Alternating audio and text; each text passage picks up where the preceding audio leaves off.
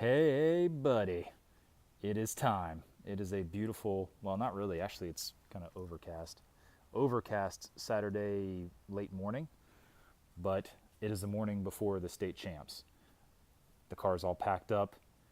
Shout out to the G8, by the way. Not only is it a fantastic race car, but I've got a 10x10 canopy, 2 folding chairs, a cooler, my helmet bag, an air pump, what else? Boots, overnight bag. I don't even know, boxes, banners, and signs and stuff. All that's fitting in the car. It's basically an SUV, but way better. Shout out to Aaron, by the way, Aaron at Fast Signs, for the banners and the signs and everything he's done to help put this event on. He did the wrapping on our new Martin Sports Car Club trailer. He's really gone above and beyond, and he does a great deal. So if you're in need for signage or graphics or whatever, Fast Signs Castleberry, Florida, that's what's up. And not only did he help us out with the signs, but he also put together a custom livery. Yeah. I'll explain. The whole motif of this state champ event is Burt Reynolds, the man, not the myth. He passed away just recently, of course. So the circuit, or the course design, is named Circuit de Reynolds. All the major corners are named after his movies or lines in his movies. Of course, Smokey and the Bandit. We actually have Smokey and the Bandit 1 and Smokey and the Bandit 2. It's 2 different slaloms. I'm also sponsored for this event by Chicken Pit, for you Stroker Ace fans. I will say too, I'm not the best graphics installer. I'll go ahead and give you, look at that. Isn't that terrible? There are more air bubbles in these graphics than there probably are bolts on this car, but you know, hey, whatever. It's not going to stay on. It's going to be here for a weekend, then I'm ripping it back off. But yeah, she's all set. All the fluids are topped off. All the air pressures are checked. All the bolts are tightened that I can tighten, and she's ready to roll. So we're going to leave out here. Let's see, we're about 10:30 in the morning now. We're going to roll out at about 1 in the afternoon and head up to the track to help with pre-race setup. The firm has been nice enough to let us come in the day before and put up all the banners and all the signage and get the trailer ready and all that stuff. That way we don't have to worry about it in the morning. So the next video will probably take place on the road, and holy cats. And here we are on the road deep within the Ocala National Forest. Up in front of me, that little gray blur is Eric. He's running STR with his highly prepped Miata. He actually watches these videos, so hi Eric in the future. Thank you for watching this video. That's a little bold of me assuming that he's going to watch this video because he's watched others, but I think this is going to be a good video. So yes, we're about halfway out to the firm to do track setup. See you when we get there. And we made it. We're here at the firm. Time to do some track prep, track setup, track airplanes. All right, it is 6 something in the morning. We got the track set up last night. That took a little longer than expected. We got out of there a little after 6 p.m., closer to 6:30. It was getting dark, but the course looks good. I got a chance to walk it, so that was nice. I slept in a camper last night with no heat. It's 56 degrees, correction, 54 degrees outside according to my outside temperature thingy, and I'm feeling a little rough this morning, but it's all good because we're going to head to the track now. That's what we're doing right now as I'm driving and filming. And I'm going to go a little out of my way to get to a Dunkin' Donuts because there's not really many Dunkin' Donuts around this area, around Stark. So ETA of arrival, estimated time of arrival, ETA. We'll get to the track at about 7 a.m. and start teching. And here we are. I'm going to do a quick little recording for the Facebook, for the internet. Facebook, Instagram, Twitter, y'all see this? We got 160 plus cars registered. This is about 8:10 in the morning. All the cars so far. Look at that sweet banner way over there, State Champs banner. That's probably the best banner in the world. Let's see, what do we have here? What do we have as far as a field? let's swing over this way. We're going to swing over to the right. We've got several Miatai flanking all around over there as well. We've got, let's see, we've got some Corvettes. The Camaro had a bad day yesterday. We won't talk about that. We'll swing around.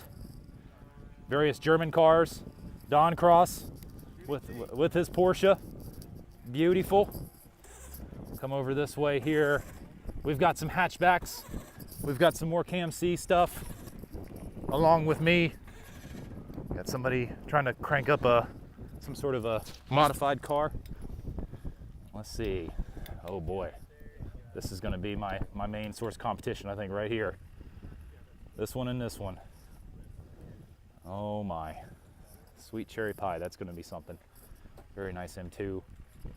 We'll swing on around. The Firm 2018 Florida State Autocross Championship.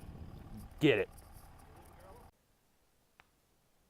And here we are. Wait a minute, what the hell happened to the Autocross? Why isn't there footage? That'll be right after this little clip. This is actually the day after. Well, I recorded 2 videos on board. I was having some problems with my cheap Chinese GoPro. And so, of course, I didn't get the first or second run, but that's fine. Those 2 videos will be right after this little clip. The video I just shot before this one, where I'm there at the event, you see me looking at 2 Camaros, one being a 2017 with a bunch of 1LE stuff on it, number 67, and then the other one, the convertible, the 5th gen. And as predicted, the 6th gen with the 1LE stuff, the wing and all that, it was him and I. That's what it came down to. I should also mention, there were a total of 7 cars in the class. One was beside those 2 Camaros, one was an 07 Mustang GT, a really, really clean, really pretty car. Then beyond that, we had a 4th gen Camaro, a black 4th gen Camaro, and we had a 76 Firebird driven by Lorenzo. I've raced against him this year, and Robert in his 84 Cutlass. Anyway, it came down to me and the 6th gen with the 1LE goodies. Now, he had everything on that car. He had 285 Bridgestone RE71Rs on all 4 corners, big wide wheels, really massive brakes. So yeah, I was pretty nervous. But yeah, here's the videos of how it all went down. Well, all right, and we jumped straight into the action in the 3rd run. I've got my cousin Trevor riding shotgun with me on this one, and you know, who cares about having extra weight on a 4,000-pound car? So I'll recap for you real quick the first 2 runs between me and the 6th gen Camaro. First runs, mine was not good at all. 70.9. I was all over the track, having some real problems. Pretty upset, honestly, about how bad the car was handling and how bad I had done. He got me by almost 5 seconds in that first run, a 66.1. Now, granted, he did have a cone penalty. He hit 1 cone, and that's an extra 2 seconds added on. But he still, you add that in, he's got a time of 68.1 versus my 70.9. Going into the second run, I improved by about 1.5 seconds, 69.5. He had a really bad run and hit 2 cones, so that's a throwaway for him. But still, he's got me by about 1.5 seconds at that point. Remember, 68.1 versus now my 69.5. So this is the 3rd run, and here we go.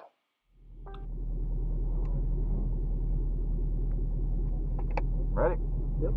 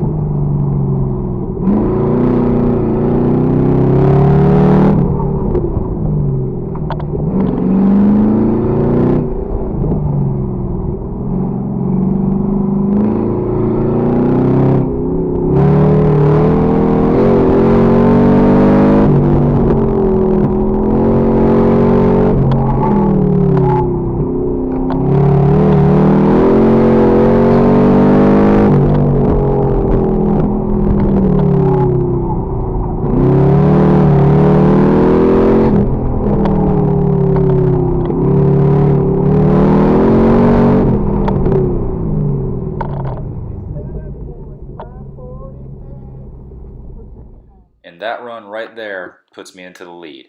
67.548. That's my best run there. And compare that to his third run was a 66.4. So he's got speed, but he had 2 cones. So he had 4 seconds onto that. So that's still no good for him. So now we're down to third runs completed. I'm up by almost 6/10. 67.5 versus his 68.1. And here we are, fourth and final run. Right in front of Robert, who's in front of me, is the 6th Gen Camaro. You'll also notice I'm solo on this one. Serious business. Now, coming into this fourth run, once again, I have the lead, but I've only got the lead by a little less than 6/10. I know he's got the potential at least for a low 66-second run, because that first run where he coned, he barely hit that cone. So he cleans it up a little bit. He's got a low 66 at least in him, and I am concerned. So if he puts together a clean run, we might be in trouble. But if he cones, chances are if he cones at all, we win. I am nervous. The number 105 does a 63.915. 63.915. Does that help him out? And now the Camaro leaves on his final run. I'm watching him. And right about this point, I see that he hits a cone. So I'm relieved. I'm feeling pretty good. But then all of a sudden I think, I know what that car is capable of. And there's still a possibility, even with a single cone penalty, he could put in a time that would beat my third run time. So we've still got to take this pretty seriously.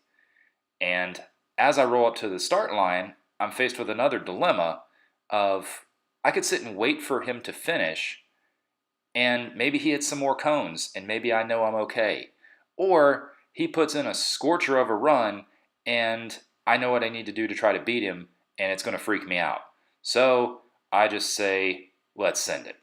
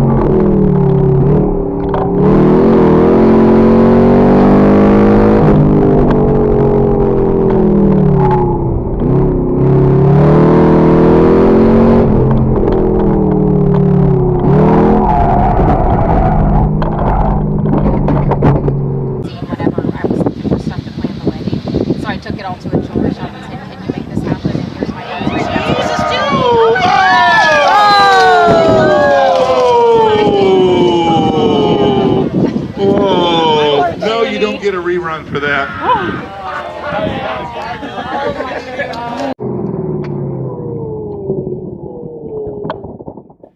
And I completely destroy a timing block. Up until that very final corner, it was fast. It felt fast. I knew it was fast. It was the run. And timing reflects that, because right as I destroyed said timing block, the time was 65.5, which means I picked up 2 seconds. And that's taking into account the sideways action I had right before I crushed timing. But unfortunately, when you crush a timing block, you don't get that run counted. That's considered an off course. So I was really in a weird place at this point. I don't know what the Camaro ran. I don't know where I stand. And I'm pretty embarrassed because, well, obviously that was in front of a bunch of people and I could hear laughing, and I hope I didn't ruin the event, basically. I smashed it. I smashed it. What? Did you get a good time? Yeah.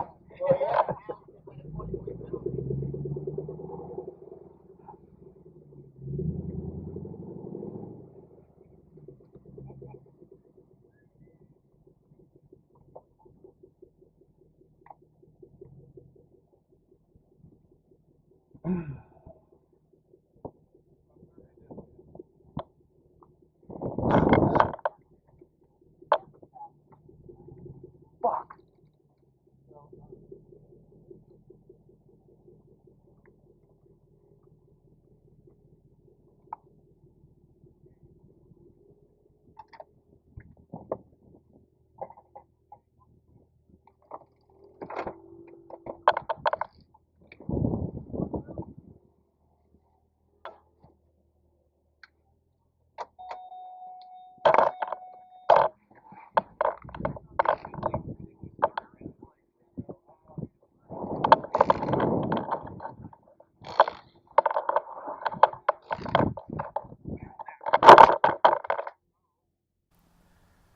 So I blew the last run and smashed timing.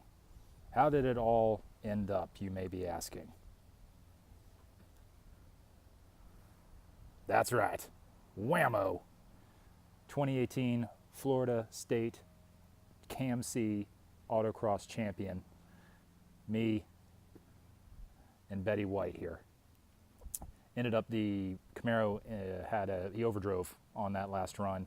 So the cone plus his overdriving means the third run that we put in, it held. And we are the state champion. We can always say that. Unbelievable. Unbelievable. I don't know really where to go from here because this has been a project, for well over a year now, and we're state champs, which is crazy because we're certainly not the fastest car in the world. So I don't know where we take it from here. I don't know what's going to be next for the car because I've pretty much done everything that I can do affordably.